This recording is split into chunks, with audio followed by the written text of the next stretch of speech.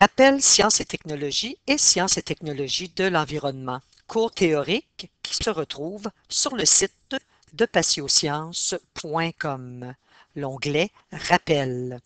Nous allons nous limiter au rappel de l'univers matériel, des notions qui ont été vues en troisième secondaire. Avant, on va aborder rapidement la sécurité en laboratoire. Il est important de connaître la signification de certains symboles qui indiquent un danger potentiel afin d'assurer la sécurité en laboratoire en tout temps. Alors, vous avez un tableau, le tableau numéro 1, qui nous donne la signification des symboles. Donc, dans votre cahier d'exercice, vous allez avoir besoin de connaître, pour répondre à certaines questions, donc de connaître ces symboles et leur signification. Alors, la main ici, c'est un produit qui peut brûler la peau ou les yeux. S'il est avalé, il cause des blessures à la gorge et à l'estomac. Vous avez ici l'explosion, donc ce produit peut exploser si un contenant est chauffé ou perforé. Vous avez le troisième symbole, le produit. Donc ce produit ou ces vapeurs qu'il dégage peuvent prendre feu facilement si on les met près d'une source de chaleur, d'une flamme ou d'une étincelle. Et le dernier symbole, c'est un produit qui a des effets toxiques. Il peut entraîner la mort, s'il est avalé par exemple, et il peut causer aussi la mort s'il est respiré. Ensuite, nous avons les règles de sécurité en laboratoire. Nous allons les voir rapidement. La sécurité suppose un comportement et une attitude responsable. Certaines règles de sécurité doivent être observées en tout temps. Alors, nous avons un tableau ici. Nous retrouvons dans ce tableau 17 règles, l'énoncé. Alors, écoutez attentivement les instructions données avant chaque activité, suivre avec application ces instructions. Ce qui est important de retenir, ne jamais improviser une manipulation. Ça peut être très dangereux. Deuxième règle, on informe toujours la personne responsable, la technicienne, le technicien, l'enseignant en sciences, de tout problème de santé qui pourrait interférer avec l'activité. Par exemple, si vous avez une allergie au latex et qu'on utilise des gants faits de latex. Donc, il faut informer la personne. Troisième règle, prévenir la personne responsable si vous portez des verres de contact, si vous portez des prothèses auditives ou si vous souffrez de daltonisme parce que vous ne pourrez pas identifier les couleurs correctement lors d'expériences. Quatrième règle, repérer l'endroit où se trouve la trousse de premiers soins. L'enseignant en sciences prend soin de vous montrer dans la classe les endroits où on retrouve la trousse, l'extincteur, la couverture ininflammable, la douche de sécurité, le lave-yeux et l'alarme d'incendie. Et on apprend aussi à les utiliser. Cinquième règle, manipuler le matériel avec soin, agir avec calme. En laboratoire, le calme est de mise. Il faut être concentré sur son travail. Sixième règle, se servir uniquement du matériel qui est disponible au laboratoire ou à l'atelier. Portez toujours, septième règle, des lunettes de sécurité. Portez un sarrau ou un tablier lorsqu'on utilise des produits salissants ou corrosifs. Règle numéro 8, garder les surfaces de travail propres et en ordre. La neuvième, éviter de porter des bijoux, des vêtements pouvant gêner les mouvements et des souliers non lacés, s'attacher les cheveux. Alors ça, c'est très important. Nous allons nous attacher les cheveux longs. Ne jamais boire, très important, laboratoire, la gourde d'eau va rester dans le contenant devant la classe.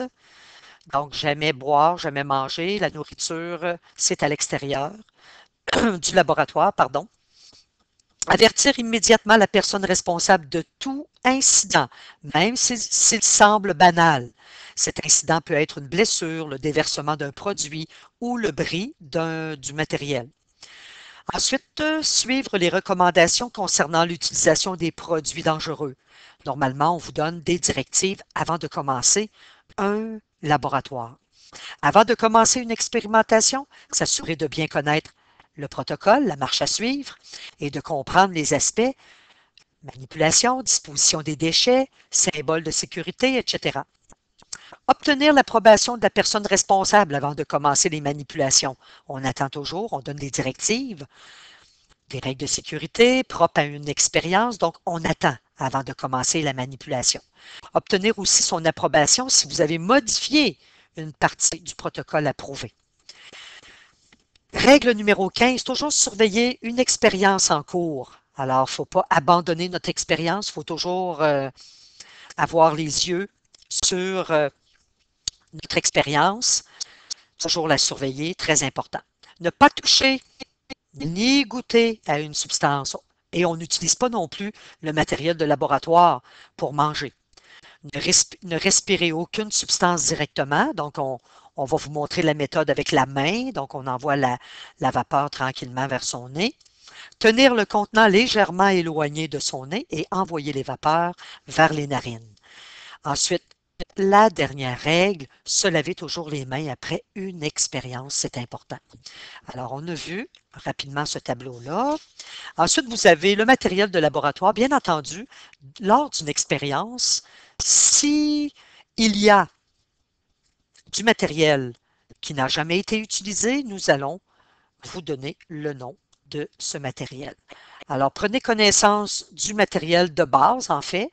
Donc, on retrouve les pinces à creuset, cylindres gradués, tiges de verre, etc. Alors, vous avez du matériel. Bien entendu, il y a certains matériels qu'on n'utilisera pas en classe, comme les brûleurs. Bunsen, on ne les a plus. Nous avons les plaques chauffantes. Donc, vous avez à prendre connaissance du matériel. Pour ce qui est du statif, hein, vous pouvez simplement l'appeler donc support universel ou statif. Vous pouvez l'écrire statif. C'est plus court. Donc, ça comprend sa base et sa tige, simplement. Donc, on dit support universel ou statif. Donc, on va juste le réécrire. Donc, c'est synonyme. Ici, le support universel, on peut voir qu'il y a des anneaux, là. Donc, ou statif. Vous allez retrouver la plupart des pinces dans votre tiroir. Et votre statif, vous allez le retrouver dans le bas dans l'armoire du bas de votre comptoir qui vous est assigné en début d'année. Ensuite, nous avons la suite du matériel. Donc, entonnoir, thermomètre. Nous avons du matériel que nous allons utiliser plus en 5e secondaire, mais prenez connaissance de ce matériel. Ensuite, nous avons le tableau périodique que vous retrouvez. En fait, vous avez étudié déjà en 3e secondaire, même en 2e secondaire et en 1re secondaire, des symboles avec le nom et vice-versa. Donc, le nom et le symbole. Alors, ce que je vous demande d'étudier, parce qu'en ST-STE, lors des examens, vous avez un tableau périodique qui ressemble à celui-ci, mais il n'y a pas le nom des symboles. Alors, ceux qui ont un X, les symboles qui ont un X, alors ce sont les éléments de base que vous devez connaître. Donc, ce n'est pas nécessaire d'apprendre par cœur le numéro atomique, la masse. Donc, les informations, on n'a pas besoin de connaître ça. Par contre, vous avez besoin de connaître le symbole et le nom. Ou vice-versa, si on vous donne le nom, vous êtes capable de relier le symbole. Donc, c'est seulement pour les éléments qui possèdent un X. Maintenant, ce qui correspond plus au rappel en lien avec l'univers matériel, c'est ce que nous allons commencer à l'instant même. Alors, vous avez étudié en 3e secondaire l'organisation de la matière, on s'en souvient. La matière, principalement, donc ici, nous sommes dans l'univers matériel, le rappel de l'univers matériel. En fait, c'est plus de la chimie. Et la chimie, c'est l'étude de la matière inerte. Alors, ce que vous avez étudié dans les années antérieures, c'est, oups, je voulais écrire matière, pardon, je m'excuse. Donc, ce que vous avez étudié la matière, de quelle manière elle était faite. Alors, On se souvient que la branche des mélanges, vous avez vu les concentrations des solutions, etc., donc les mélanges, et vous avez vu donc la matière qui nous entoure, elle est faite, on retrouve des mélanges, et on retrouve aussi des substances pures. Alors ça, c'est votre, votre arbre que vous aviez vu. Et on avait vu au niveau des substances pures, vous aviez les éléments et les composés. Donc, les éléments. Dans les éléments, on avait de compris les éléments diatomiques. Donc, c'est pour ça qu'on peut écrire les composés. Alors, nous, ce que nous allons faire, c'est simplement dans le rappel de cette branche-là ici. Donc, pour être capable vraiment de démêler molécules, atomes, composés. Nous allons voir ça à l'instant même. Alors, un atome, regardez dans le tableau périodique, vous avez des atomes. C'est la plus petite partie d'un élément chimique qui peut être seul ou en combinaison avec d'autres. Alors, un atome, ici, j'ai un atome de cuivre, de sodium, de fer, vous avez le carbone. Ces atomes-là, en fait, peuvent se combiner avec d'autres atomes et nous allons avoir la formation de molécules. Alors, la molécule, on se rappelle, plus petite partie d'un corps composé ou élément, donc composé ou élément. Au niveau des éléments, ça va être plutôt des éléments diatomiques, nous allons le voir dans quelques secondes, qui puissent exister et posséder les propriétés caractéristiques de ce corps. En fait, une molécule, vous avez tout ce qui est fait au moins de 2 atomes. Ici, j'ai un atome de sodium, un atome de chlore. J'ai ici, l'indice ici représente le nombre d'atomes. Dans cette molécule, c'est une molécule d'hydrogène. J'ai au moins 2 atomes. Donc, je peux dire que c'est une molécule. On peut l'appeler aussi, nous allons voir en STE, qu'il y a dans le tableau périodique 8 éléments qu'on qualifie de diatomiques. Donc, lui, on l'appelle un élément diatomique, dit pour 2, donc 2 atomes qui composent cette molécule. Donc, on peut voir ici, j'ai du sodium, de l'oxygène et de l'hydrogène. Donc, j'ai au moins 2 atomes, 2 éléments qui composent la molécule. C'est donc une molécule. Ici, c'est un élément diatomique, le dichlore. Et ici, c'est l'acide acétique, c'est le vinaigre. En passant, c'est une formule moléculaire que vous devez connaître par cœur en ST et en STE. Donc, on peut voir encore là dans cette molécule que nous avons des atomes de carbone, d'hydrogène et d'oxygène. Donc, ça respecte la définition de molécule. C'est une molécule d'acide acétique, le vinaigre.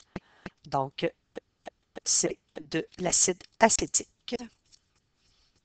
Avec cet acide, nous faisons des solutions donc de vinaigre. Par la suite, nous avons la distinction, justement, le composé molécule. Il faut faire la distinction. En fait, tout composé est une molécule. Les composés sont faits de au moins 2 atomes différents. Donc ici, j'ai un atome de sodium, un atome de chlore, un atome de sodium, un d'oxygène, un d'hydrogène. En fait, ce qui n'est pas un composé, ce sont les éléments diatomiques. Donc, par exemple, H2, O2, ce ne sont pas des composés. Alors, c'est pour ça qu'on peut dire que tout composé est une molécule, mais toute molécule n'est pas nécessairement un composé. Alors, nous avons à faire la distinction, ça va. Ensuite, on continue. Une substance pure est constituée d'une seule sorte d'atome ou de molécule. Exemple, vous avez les éléments et les composés. Bien entendu, nous avons à l'intérieur des éléments les éléments diatomiques. Alors, ça revient à la branche au début du cours. Donc, la branche, lorsque nous avions l'étude de la matière, elle était composée de mélanges, pardon. Donc, de mélanges, je voulais écrire mélange. Donc, dans les mélanges, nous avions étudié mélange hétérogène, mélange homogène, et vous avez substance pure. Et dans les substances pures, vous aviez les éléments et les composés. Mais dans les éléments, vous avez aussi les éléments qui sont diatomiques. Alors, c'était l'embranchement. Il y a des exemples ici, donc ça regroupe en fait les éléments du tableau périodique, les éléments diatomiques ainsi que les molécules. Une substance pure est constituée d'une seule sorte d'atome, donc ça se répète, je m'en excuse. On peut reconnaître une substance pure à ses propriétés caractéristiques. Donc, nous allons voir la notion de propriété caractéristique, très important jusqu'en 5e secondaire, jusqu'au cégep, jusqu'à l'université, les propriétés caractéristiques. Ça nous permet d'identifier une substance pure ou un petit groupe de substances. Bon, des exemples de propriétés caractéristiques. Si vous avez une substance pure, par exemple de l'eau, vous pouvez calculer sa masse volumique, donc d'associer la masse volumique à la substance et vice-versa. La température, toutes les températures de fusion, d'ébullition, donc toutes les températures que vous avez, on va le voir dans le schéma dans quelques instants, là. Alors, toutes ces températures-là sont des propriétés caractéristiques. Par exemple, l'eau bout à 100 degrés Celsius. La solubilité, donc lorsqu'on met un soluté à température donnée dans un solvant, quelle est la quantité maximale que nous pouvons dissoudre. Et certaines réactions spécifiques. Par exemple, le CO2, le dioxyde de carbone, a une réaction très spécifique. Il brouille l'eau de chaud. Donc, ça peut être ça, une propriété caractéristique. Une propriété caractéristique, c'est pas juste un mot. On continue. Ensuite, un mélange est une substance, on revient à la définition du mélange. Donc, un mélange est une substance qui contient plusieurs substances pures. Donc, dans les mélanges, vous avez,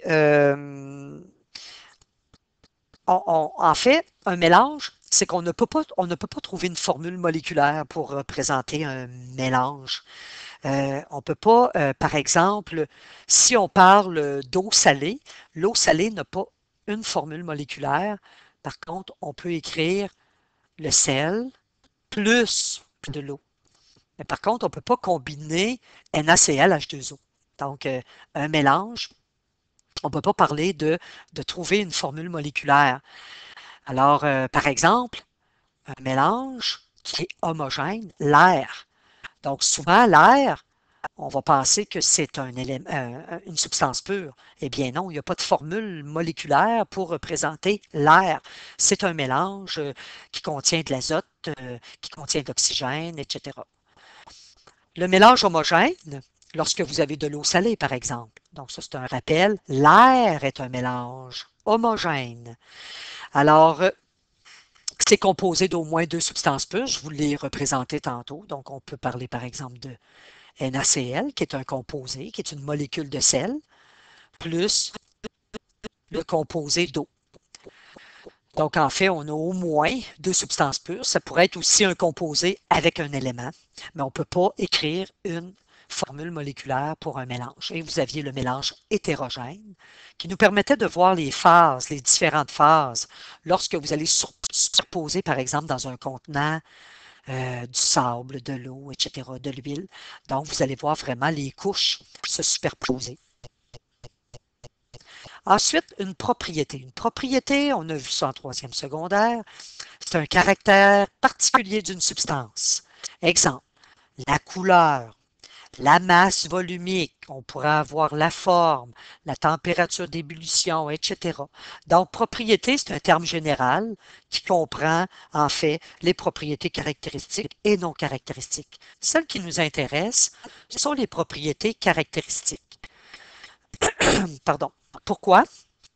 Elles servent à identifier, lorsqu'on l'a mentionné tantôt, identifier ou distinguer une substance ou un groupe de substances. Un exemple, la masse volumique nous permet d'identifier, par exemple, si vous avez de l'eau, nous allons être en mesure de distinguer la substance. La conductibilité électrique est une propriété caractéristique. Par contre, on n'est pas capable de nommer une substance en particulier. Nous sommes capables de nommer le groupe des conducteurs simplement d'électricité.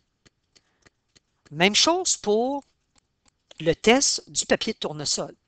Nous ne sommes pas capables d'identifier l'acide en particulier, mais on est capable de dire que la substance a une nature acide, donc le groupe des acides, ou bien que c'est une base. Par contre, avec la solubilité, nous pouvons identifier une substance. Donc, il y en a d'autres aussi, des propriétés caractéristiques. Vous allez les voir dans un tableau dans quelques instants. Les propriétés non caractéristiques, c'est l'inverse de la propriété caractéristique. On ne peut pas identifier une substance. Par exemple, si nous mentionnons une couleur rouge, il y a plusieurs objets, il y a plusieurs substances qui ont cette couleur. Donc, on ne peut pas identifier une substance en particulier. Même chose, la forme. Si nous mentionnons une forme, par exemple, sphérique, il y a plusieurs substances qui ont cette forme-là. L'état, donc solide, liquide, gazeux. Il y a plusieurs substances qui sont à l'état solide, liquide ou gazeuse, ou gazeux, pardon, etc. Donc, vous avez, donc ça ne permet pas d'identifier une substance. Maintenant, en fait, ce rappel-là, il y a toute une logique. Hein? L'univers matériel va nous amener en quatrième secondaire à comprendre. En fait, la logique, c'est la suivante. C'est que nous avons étudié la notion de propriété. Cette notion de propriété-là, pourquoi que la substance, pourquoi que la matière a des propriétés particulières? Donc, on peut se poser cette question-là. En quatrième secondaire, nous allons l'expliquer en partie. Donc, nous allons être en mesure d'expliquer certaines propriétés lors de réactions, par exemple, entre deux substances ou plusieurs substances. Il y a toute une logique, je vais la faire dans quelques instants, là, mais lorsqu'on a étudié les propriétés, par la suite, c'était logique d'étudier les changements. Les changements, nous avons le changement physique et celui qui était chimique. En fait, ce que nous remarquons, c'est que lors d'un changement physique, il y a conservation des propriétés. Donc, ça ne change pas la composition chimique d'une substance. Par exemple, si nous avons du fer à l'état solide que nous chauffons, donc nous lui donnons une grande source de chaleur, eh bien, le fer va rester du fer, mais dans un autre état liquide. C'est ce qu'on appelle la fusion. Alors ici, on n'a pas désorganisé cet atome-là de fer. Alors, ça ne dérange pas la composition chimique d'une substance. Vous avez par exemple le laminage, lorsqu'on veut protéger une surface, donc on va la laminer. Vous avez le pliage, vous avez le moulage, la sublimation de l'iode, l'ébullition de l'eau.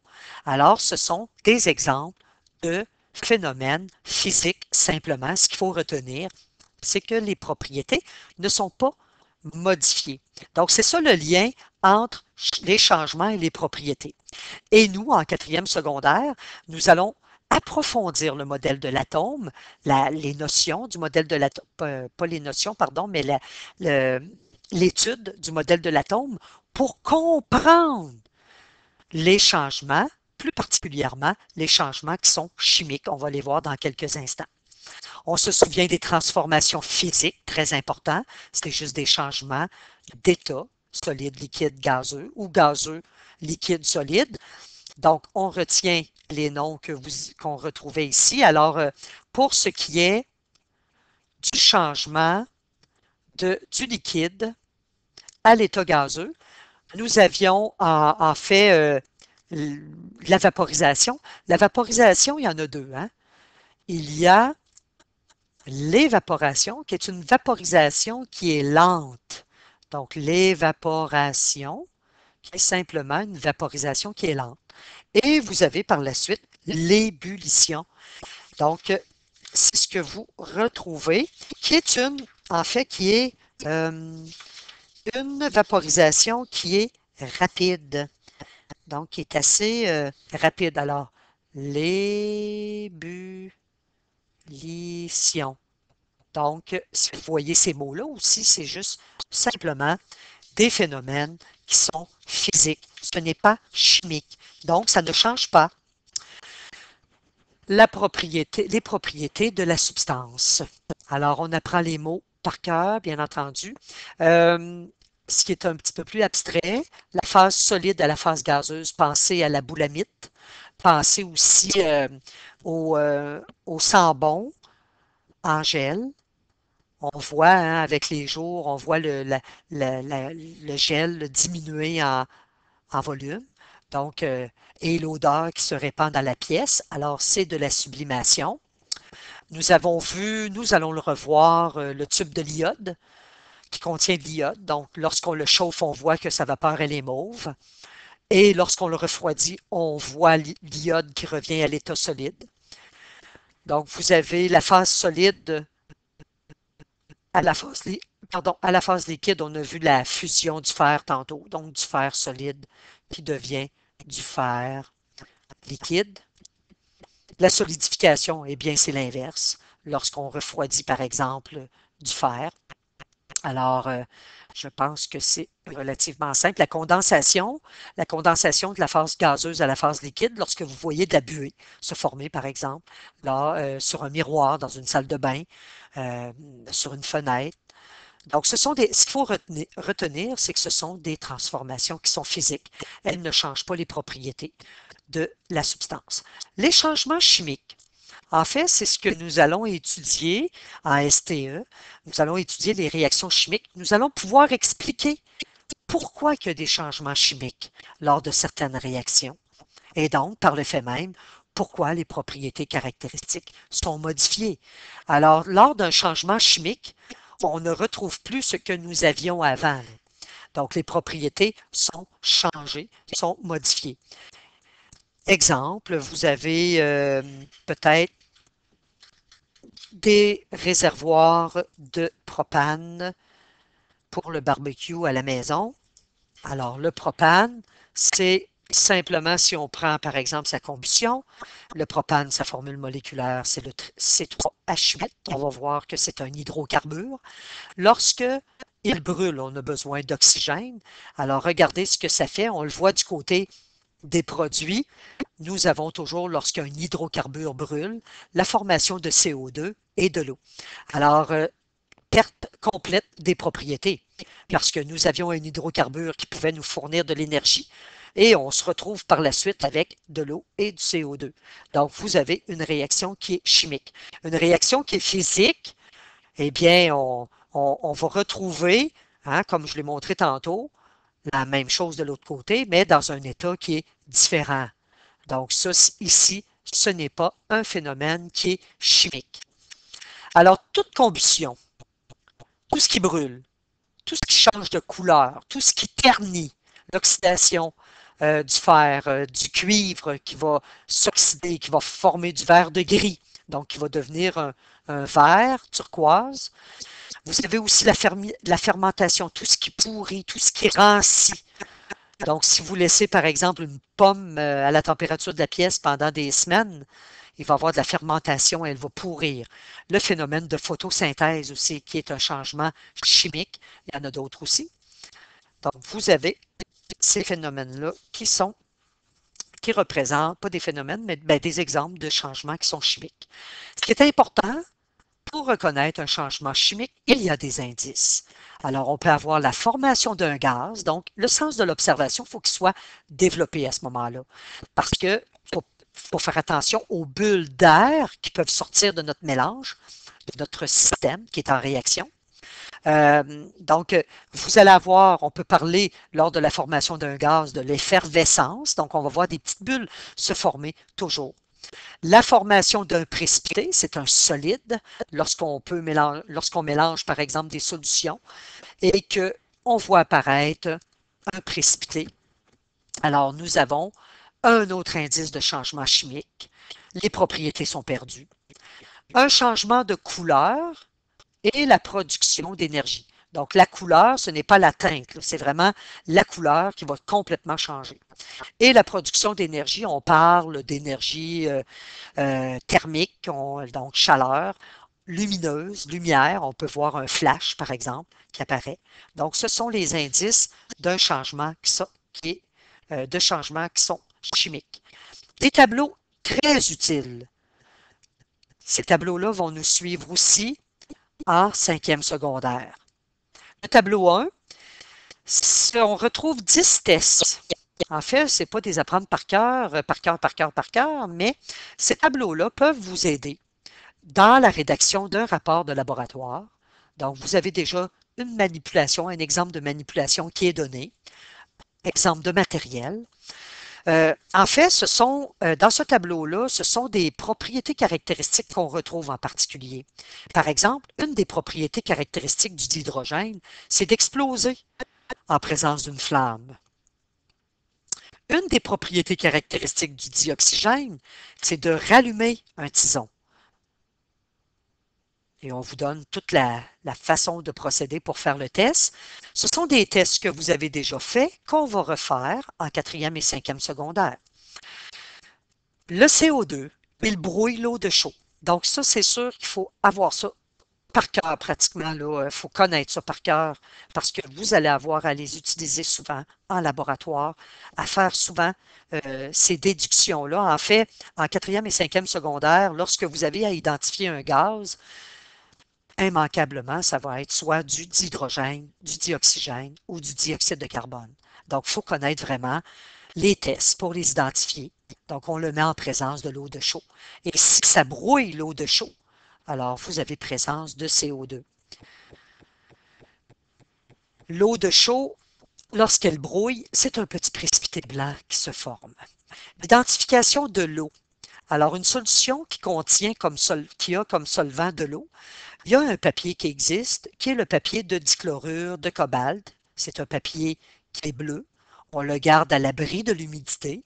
Et lorsqu'il est en présence d'humidité, d'eau, il devient beige rosé. Alors, ça ne nous dit pas que c'est de l'eau, mais ça nous dit que la solution en contient. Donc, on vous montre comment procéder. Ensuite, l'identification d'un acide ou d'une base, on effectue cette identification-là à l'aide du papier de tournesol. Donc, si le papier de tournesol devient rouge, vous avez un acide. S'il devient bleu, vous avez une solution basique. Synonyme de solution basique, c'est alcaline. S'il n'y a pas de réaction avec le papier de tournesol, alors la solution, elle est neutre. Le test numéro 6, c'est plus le test que nous allons utiliser en chimie de 5e secondaire. Nous avons besoin de connaître ce test.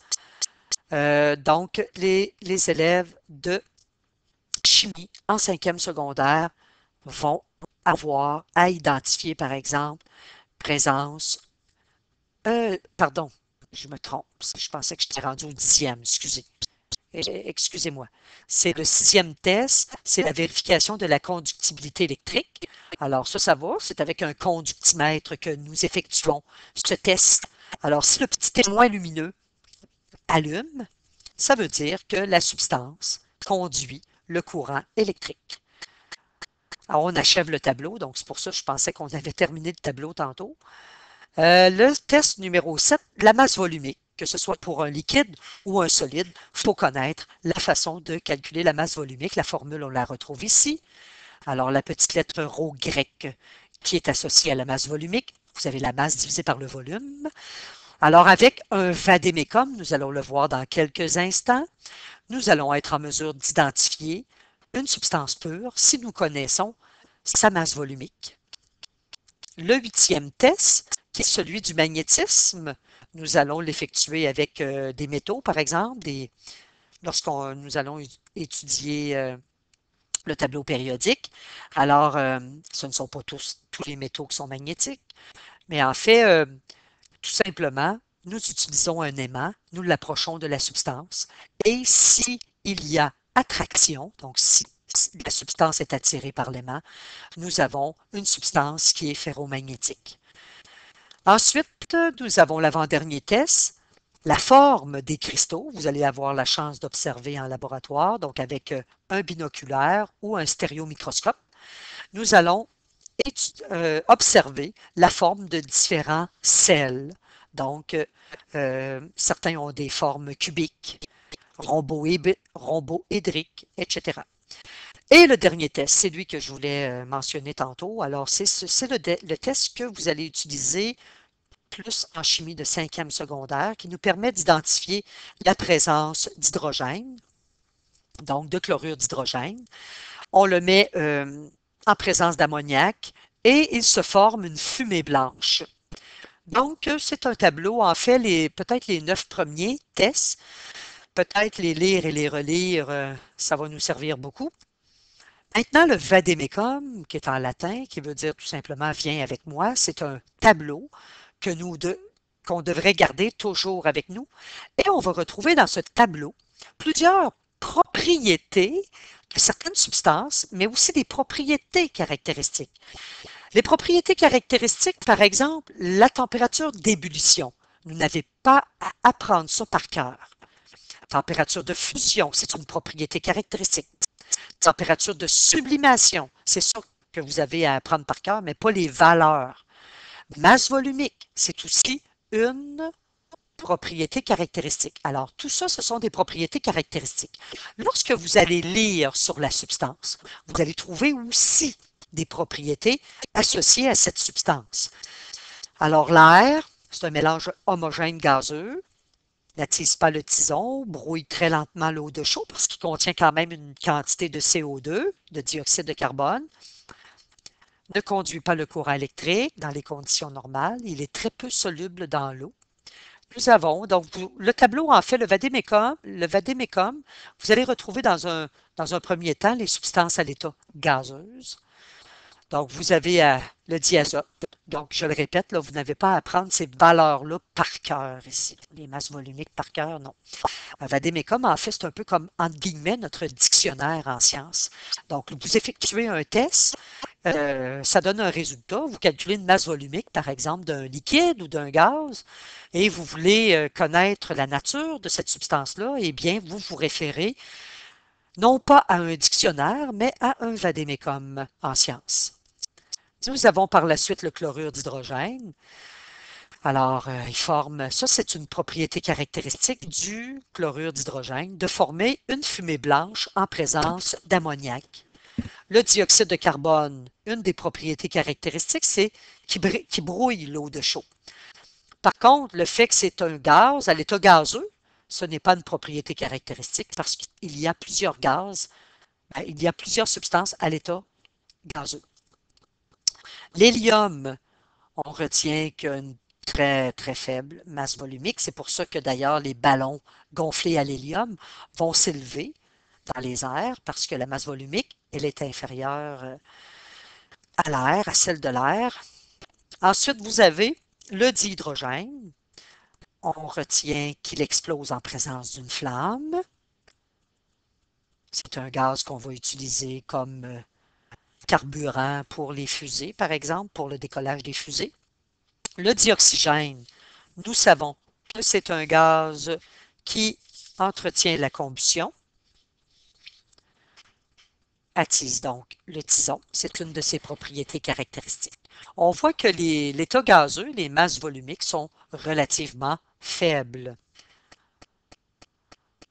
Les états liquides maintenant. Alors, l'eau, une des propriétés caractéristiques de l'eau, c'est de colorer en beige rosé le papier de dichlorure de cobalt.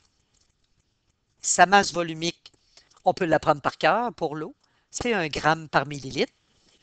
L'éthanol, en passant 1 gramme par millilitre, on peut dire aussi 1 gramme par centimètre cube. L'éthanol, qui est un alcool, alors il a une odeur d'alcool, bien entendu. La glycérine, qui est visqueux.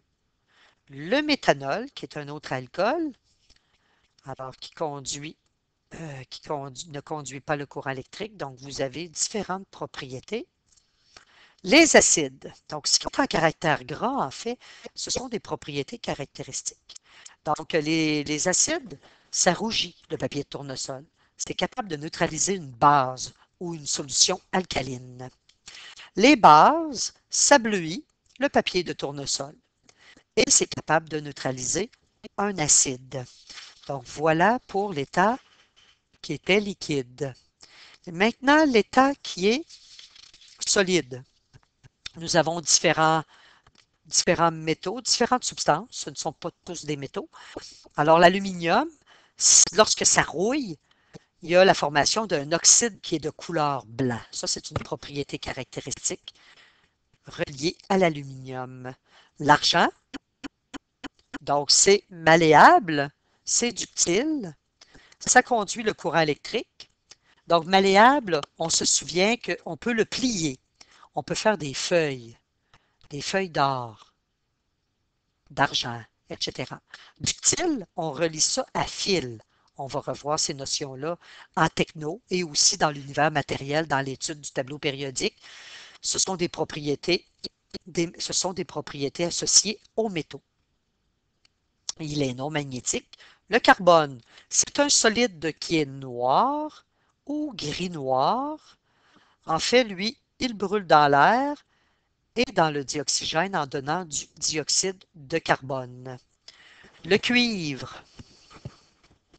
En fait, le carbone, c'est l'élément C dans le tableau périodique. C'est du charbon.